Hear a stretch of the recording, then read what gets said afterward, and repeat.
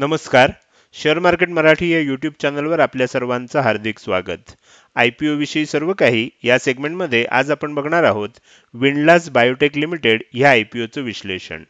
आपण जुलै महिन्यामध्ये बघितलं तर IPOचा अक्षरशः महापूर आलेला होता आणि ऑगस्ट महिन्याच्या सुरुवातीला या पहिल्या आठवड्यामध्ये त्याच पद्धतीनं IPO आपल्याला पुन्हा एकदा एकापाठोपाठ एक बघायला मिळणार आहेत. खरं बघायला गेलं तर 4 ऑगस्ट ते 6 ऑगस्ट या 3 दिवसामध्ये आपल्याला वेगवेगळे 4 IPO मार्केटमध्ये सबस्क्रिप्शनसाठी उपलब्ध असणार आहेत आणि विंडलास बायोटेक लिमिटेड हा त्यापैकीच एक IPO आहे. तर ह्या व्हिडिओला आता आपण सुरुवात करतोय आणि समजून घेतोय की या व्हिडिओमध्ये आपण नक्की काय काय बघणार आहोत.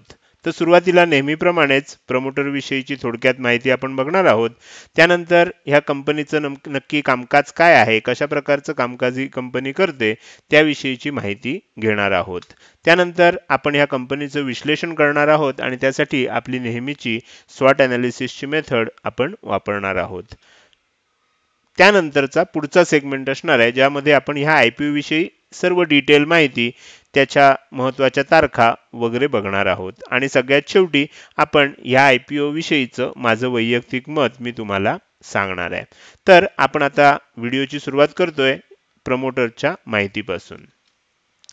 तर आपण प्रमोटर्सच्या नावांवर एक नजर टाकली तर आपल्याला असं लक्षात येईल की ही सुद्धा एक फॅमिली रन कंपनी आहे. कारण या कंपनीचे जे प्रमोटर्स आहेत तर ते अशोक कुमार विंडलास, हितेश विंडलास आणि मनोज कुमार विंडलास असं एकाच फॅमिलीमधील हे सर्व प्रमोटर्स आहेत. त्यानंतर आणखीन एक ट्रस्ट आहे तर ते ट्रस्ट सुद्धा या फॅमिली ट्रस्टच आहे. फॅमिली प्रायव्हेट ट्रस्ट हे या कंपनीचं प्रमोटर आहे. जर ह्या कंपनीच्या IPO विषयी माहिती बघायला गेलं तर आपल्याला असं लक्षात येतं की ह्याच्यामध्ये दोन्ही प्रकार आहेत. म्हणजे ह्याच्यामध्ये आपल्याला फ्रेश इश्यू असणार आहे आणि सोबतच ऑफर फॉर सेल देखील असणार आहे. फ्रेश इश्यू जो असतो तो त्याच्यामधनं जे काही फंड कलेक्ट होतो तो त्या कंपनीला मिळत असतो आणि ऑफर फॉर सेलमध्ये प्रमोटर आपला हिस्सा मार्केटमध्ये विकत असतात आणि त्यातनं मिळालेला जो पैसा असतो तो प्रमोटरला जात असतो. तर ह्या पद्धतीनं ह्या दोन विषयाची माहिती आतापर्यंत तुम्हाला सर्वांना झालेलीच असेल. या IPO नंतर प्रमोटर आपला हिस्सा विकतायत त्यामुळे त्यांचा जो हिस्सा सध्या 78% आहे तो कमी होऊन 65.16% राहणार आहे. तसं बघायला गेलं तर खूप चांगला हिस्सा ते स्वतःकडे अजूनही होल्ड करून राहणार आहेत. या IPOचा जर उद्देश बघायला गेलं तर खालील उद्देश त्या रेड हेअरिंग प्रॉस्पेक्टसमध्ये सांगितलेले आहेत. त्यापैकी सगळ्यात महत्त्वाचा जो उद्देश आहे, कंपनीनं हा IPO का आणला तर त्याच्या मागे पहिला उद्देश आहे की कंपनीचं जे डेहराडूनला प्लांट आहे त्याचा क्षमता विस्तार त्यांना करायचा आहे, कॅपॅसिटी एक्सपान्शन त्यांना करायचं आहे, त्याच्यासाठी त्यांनी हा IPO आणलेला आहे. त्यानंतर दुसरी महत्त्वाचं त्यांची जी रिक्वायरमेंट आहे ती म्हणजे त्यांची जी वर्किंग कॅपिटल, वाढती वर्किंग कॅपिटलची जी रिक्वायरमेंट आहे त्याच्यासाठी त्यांना काही ना काहीतरी तरतूद करणं आवश्यक होतं. या IPOच्या माध्यमातून त्यासाठी लागणारा जो फंड आहे तो ते कलेक्ट करणार आहेत. त्यानंतर तिसरा महत्त्वाचा उद्देश आहे की कंपनीवर सध्या जी काही कर्ज असतील किंवा देणी असतील तर त्यांची परतफेड करणं हा त्या कंपनीचा तिसरा उद्देश आहे. आणि चौथा उद्देश आपल्या सर्वांना माहिती आहे की जनरली हा सगळ्याच IPO मध्ये असतो तो म्हणजे जनरल कॉर्पोरेट पर्पजेस. तर त्याच्यासाठी कंपनी हा IPO घेऊन येते. आपण पुढे जाऊया आणि पुढच्या सेगमेंटमध्ये बघणार आहोत या कंपनी विषयीची अधिक माहिती. तर ह्या कंपनीची स्थापना 2001 साली झालेली आहे आणि या कंपनीचं जे कॉर्पोरेट ऑफिस आहे ते गुडगाव हरियाणामध्ये आहे. आणि ही कंपनी नक्की काय करते ह्याविषयीची आता आपण माहिती बघणार आहोत. तर ही कंपनी CDMO ह्या क्षेत्रामधली एक नामवंत कंपनी आहे. आता CDMO म्हणजे काय आणि हे कोणत्या फील्डमधलं आहे तर ही फार्मास्युटिकल कंपनी आहे.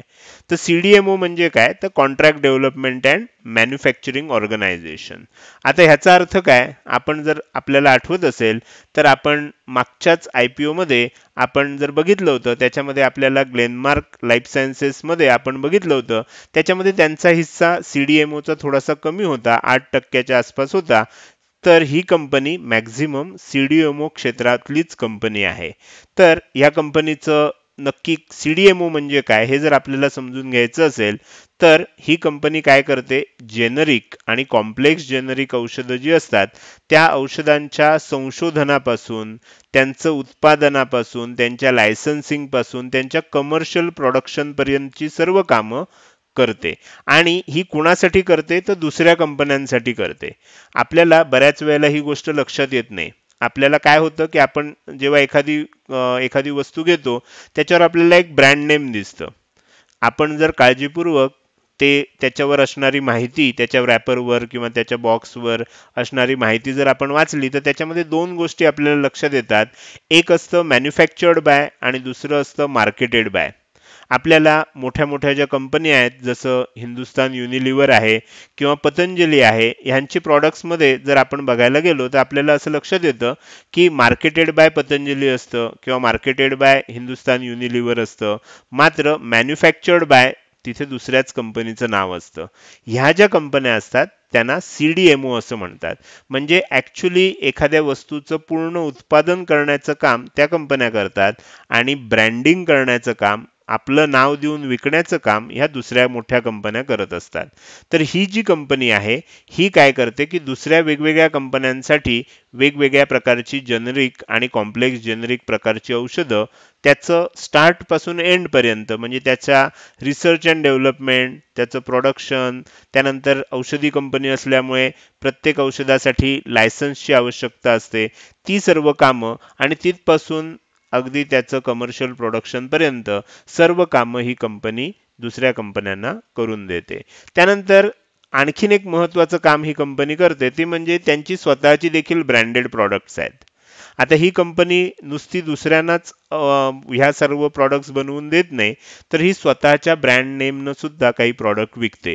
आता ह्याच्यामध्ये नक्की कशा कशाचा समावेश आहे तर आपण जर ह्याची जास्त डिटेल माहिती बघायला गेलो तर आपल्याला असं लक्षात येईल की काही न्यूट्रिशनल प्रॉडक्ट्स असतात. म्हणजे ती औषधं नसतात पण औषधासारखं आपल्याला वाटतं. म्हणजे थोडक्यात मेडिकल स्टोअरमध्ये आपल्याला गेल्यानंतर प्रिस्क्रिप्शन शिवाय ज्या काही गोष्टी मिळतात ज्याला ओव्हर द काउंटर असं म्हणतात, OTC म्हटलं जातं.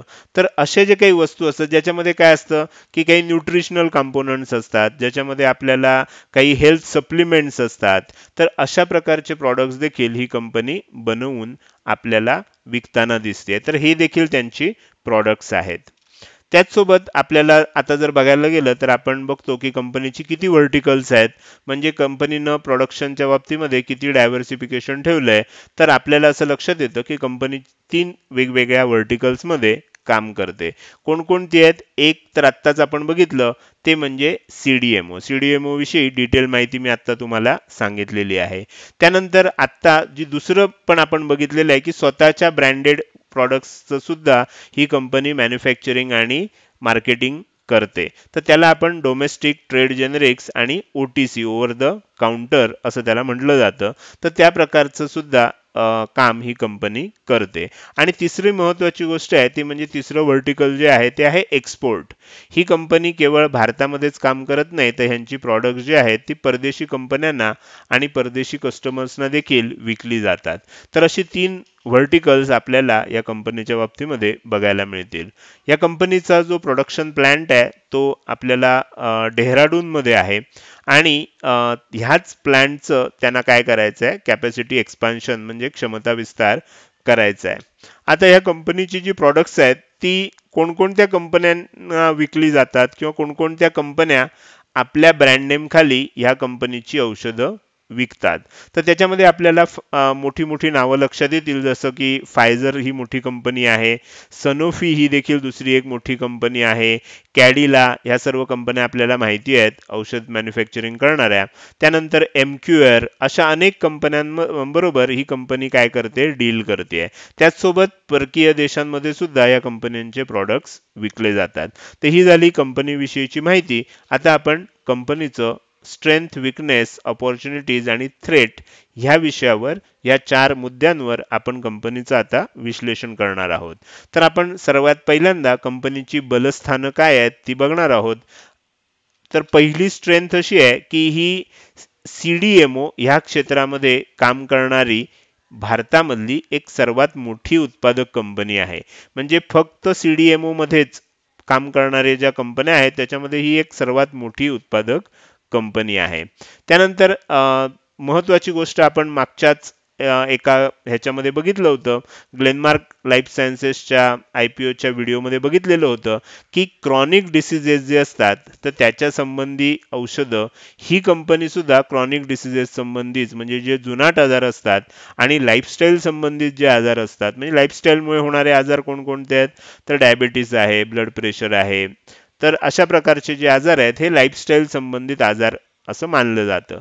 तर त्याच्यामुळे जे क्रॉनिक डिसीजेस आहेत त्या डिसीजेसवर औषधं बनवण्याचा फोकस या कंपनीचा आहे आणि त्याचं ॲनालिसिस आपण मागच्याच व्हिडिओमध्ये बघितलेलं आहे. त्यामुळे पुन्हा मी त्या सर्व गोष्टी आता रिपीट करणार नाही आहे. त्यानंतर आपण बघायला गेलो तर कंपनीची वेगवेगळी प्रॉडक्ट्स आहेत आणि वेगवेगळे कस्टमर देखील आहेत. त्यामुळे आपण असं म्हणू शकतो की कंपनीनं काय केलंय, प्रॉडक्ट्स आणि कस्टमरच्या बाबतीमध्ये डायव्हर्सिफिकेशनची योग्य ती काळजी घेतलेली आहे. त्यानंतर आपण आर्थिकदृष्ट्या बघायला गेलं तर मी फार उत्तम किंवा सक्षम असं म्हणणार नाही, पण आर्थिकदृष्ट्या ही एक चांगली कंपनी आहे. आता चांगली का म्हणतोय याचं आपल्याला कारण पुढे गेल्यानंतर लक्षात येणार आहे. त्यानंतर आपण पुढच्या सेगमेंटकडे येऊया, ज्याच्यामध्ये आपण या कंपनीच्या विकनेस संबंधातली माहिती घेणार आहोत. तर कंपनीचा रेव्हेन्यू आणि प्रॉफिट हे स्टेबल आहे. तर तुम्ही म्हणाल स्टेबल आहे तर हा विकनेस कसा काय होऊ शकतो, तर हा विकनेस आहे ह्याचं कारण की त्यांचा रेव्हेन्यू आणि जो प्रॉफिट आहे याच्यामध्ये आपल्याला अशी खूप चांगली आणि सातत्यानं होणारी वाढ, कारण आपल्याला काय असतं, आपण जेव्हा एखाद्या कंपनीमध्ये आपले पैसे गुंतवणार असतो तेव्हा आपली अपेक्षा अशी असते की कंपनीनं काय केलं पाहिजे, त्यांच्या बिझनेसमध्ये सातत्यानं रेव्हेन्यू त्यांचा वाढला पाहिजे, म्हणजेच त्यांचा प्रॉफिट देखील वाढणार असतो. तर ह्या कंपनीचं रेव्हेन्यू आणि प्रॉफिट बघायला गेलं तर त्याच्यामध्ये आपल्याला फारशी वाढ बघायला मिळत नाही. ती स्टेबल स्वरूपाचे आपल्याला त्यांचे जे आकडे आहेत ते सध्या दिसत आहेत आणि हा तसं बघायला गेलं तर एक विकनेस आहे की ह्याच्यामध्ये आपल्याला एक सलग होणारी वाढ असं ती आपल्याला दिसत नाहीये.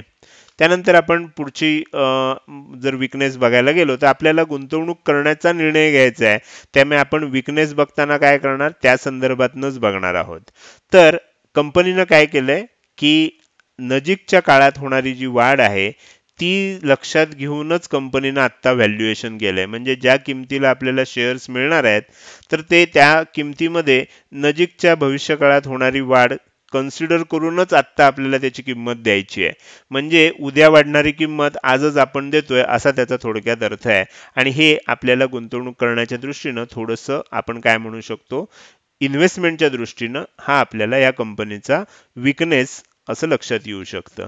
त्यानंतर तिसरी महत्त्वाची गोष्ट आहे की आर्थिक क्षेत्रामध्ये या कंपनीनं काही सुधारणा करायच्या ठरवलेल्या आहेत आणि त्या सुधारणा त्यांनी चालू केलेल्या आहेत आणि त्याच्यामुळे आपल्याला असं लक्षात येतंय की ह्या सर्व सुधारणा पूर्ण झाल्यानंतर मगच ही कंपनी काय करू शकते, आपल्याला अतिशय चांगले रिझल्ट्स देऊ शकते. आणि जर हे चांगले रिझल्ट्स आपल्याला ह्या सर्व सुधारणा झाल्यानंतर मिळणार असतील तर आपल्या दृष्टीने एक महत्त्वाची गोष्ट अशी असते की मग ह्याच्यासाठी कालावधी किती लागणार आहे. तर 2 वर्षाचा किमान कालावधी लागेल असं मॅनेजमेंटचं म्हणणं आहे आणि ह्या 2 वर्षांनंतर आपल्याला असं लक्षात येईल की ह्या कंपनीचं सर्व आर्थिक जे काही गोष्टी आहेत किंवा सुधारणा ज्या आहेत त्या पूर्ण झालेल्या आहेत आणि त्यानंतर मग कंपनी काय करू शकेल, चांगले रिझल्ट्स देऊ शकेल. याचा अर्थ आत्ता आपल्याला आणखीन 2 वर्ष वाट बघण्याची तयारी आपल्याकडे असली पाहिजे. हा आणखीन एक आपल्याला गुंतवणूक आत्ता करण्यासाठीचा विकनेस आहे. त्यानंतर ऑपॉर्च्युनिटीज काय आहेत, तर आपल्याला माहिती आहे की जेनेरिक औषधांच्या बाबतीमध्ये आणि लाईफस्टाईल संबंधित आजारांच्या बाबतीमध्ये जगभरामध्ये लाईफस्टाईल आता बदलत चाललेली आहे आणि त्याच्यामुळे काय होते, लाईफस्टाईल रिलेटेड आजार आता वाढत चाललेले आहेत. त्यामुळे अशा कंपन्यांना इथून पुढचे दिवस हे नक्कीच चांगले असणार आहेत. त्यामुळे जगभरामध्ये बिझनेस वाढवण्याची खूपच सारी संधी या कंपनीला भविष्यात असणार आहे. त्यानंतर आता थ्रेट काय आहेत ते बघूया. तर थ्रेट बघत असताना आपण जनरली काय करतो की ह्या कंपनीला आपल्याला दुसरी कुठली लिस्टेड कंपनी आहे का कंपॅरिझनसाठी किंवा आपल्याला थ्रेट म्हणून एक आपण कॉम्पिटिशन म्हणून, तर लिस्टेड दुसरी कुठलीही कंपनी नाही आहे. आता काही कंपन्या लिस्टेड होण्याच्या मार्गामध्ये आहेत, पण सध्या ज्यांनी जेव्हा हा आपण असं म्हणूया की प्रॉस्पेक्टस सादर केलं, RHP किंवा DRHP सादर केलं, त्यावेळेला अशी कुठलीही लिस्टेड कंपनी नव्हती. आता तुम्ही म्हणाल लिस्टेड कंपनी नाही तर थ्रेट नाही असा अर्थ होतो का? तर असा अर्थ होत नाही. पण जर एखादी कंपनीची आपण तुलना करणार असू तर लिस्टेड कंपनीच्या बाबतीमध्ये सगळा डेटा आपल्याकडे उपलब्ध असतो आणि मग आपण सांगू शकतो की ही कंपनी ह्या कंपनीला काय करेल, भविष्यामध्ये कॉम्पिटिशन देऊ शकेल. मात्र जर एखादी कंपनी आहे, त्याच क्षेत्रामध्ये काम करणारी आहे, पण ती लिस्टेड नसेल, तर त्याचे जास्त डेटा, त्याचे जास्त फायनान्शियल डिटेल्स आपल्याला उपलब्ध नसतात आणि त्याच्यामुळे आपण नक्की काय काय थ्रेट आहेत किंवा नक्की कोणती कंपनी यांच्याबरोबर जास्त चांगल्या पद्धतीनं कॉम्पिटिशन करू शकते आणि ह्या कंपनीला भविष्यात थ्रेट होऊ शकते, हे आत्ता आपण सांगू शकत नाहीये. म्हणजे लिस्टेड कंपनी दुसरी नाही याचा अर्थ कॉम्पिटिशन असणार नाही असं नाहीये, पण डेटा उपलब्ध नसल्यामुळे आपण ते सांगू शकत नाही. त्यानंतर आणखीन ह्याच्यामध्ये काय थ्रेट असू शकतो, तर जनरली फार्मा कंपन्यांना ज्या ज्या काही थ्रेटला सामोरं जावं लागू शकतं, त्याच्यामध्ये 2-3 थ्रेट जे असतात हे कॉमन असतात.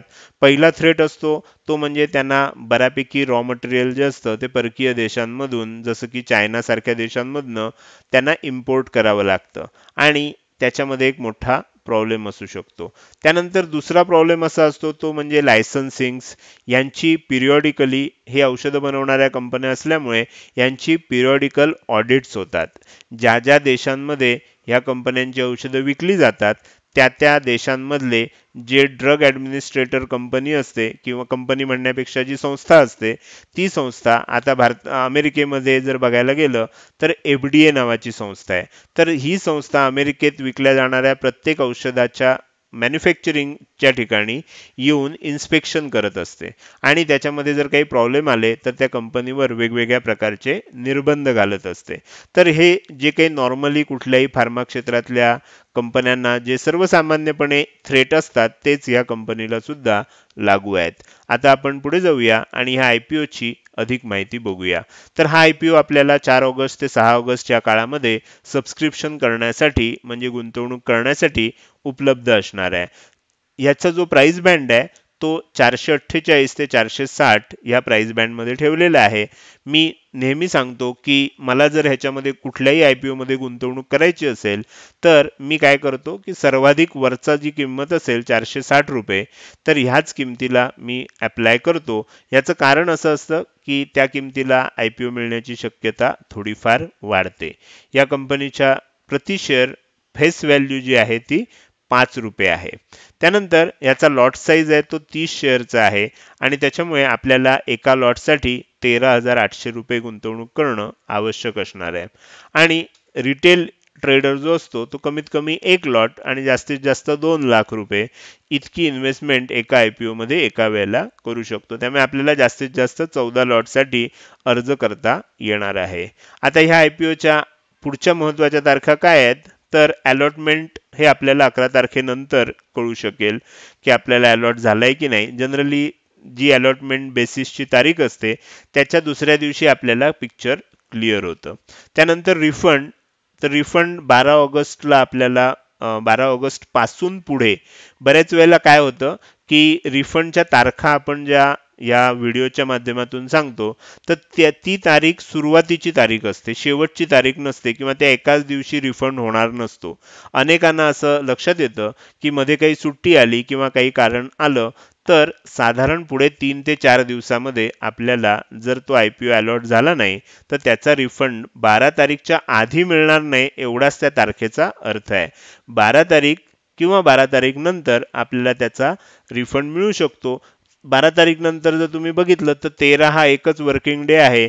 14 आणि 15 किंवा 16 तारीखला सुद्धा कदाचित सुट्टी असू शकते.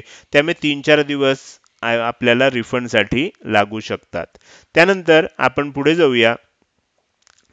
जर आपल्याला हा अलॉटमेंट झालं तर 13 ऑगस्टला हा शेअर आपल्या डीमॅट अकाउंटमध्ये जमा होऊ शकतो आणि 17 ऑगस्टला, कारण 16 तारीखला सुट्टी असल्यामुळे 17 ऑगस्टला हा IPO मार्केटमध्ये लिस्ट होणार आहे. तर हे झालं IPO विषयीची जनरल डिटेल इन्फॉर्मेशन. आता आपण शेवटच्या सेगमेंटकडे येऊया, ज्या सेगमेंटमध्ये मी माझं वैयक्तिक मत या IPO विषयी सांगणार आहे. तर हा IPO मला गुंतवणुकीसाठी योग्य वाटतोय. याचं कारण काय आणि कोणत्या प्रकारच्या गुंतवणुकीसाठी योग्य वाटतोय ते आता आपण बघूया. तर मला हा मध्यम लिस्टिंग गेन मिळेल असा माझा अंदाज आहे. आता मध्यम म्हणजे किती? काही काही IPO मध्ये आपल्याला तो IPO लिस्टिंगलाच दुप्पट झालेला म्हणजे 100% लिस्टिंग गेन आपल्याला बघायला मिळते. मात्र सर्वच IPO मध्ये असं होत नाही.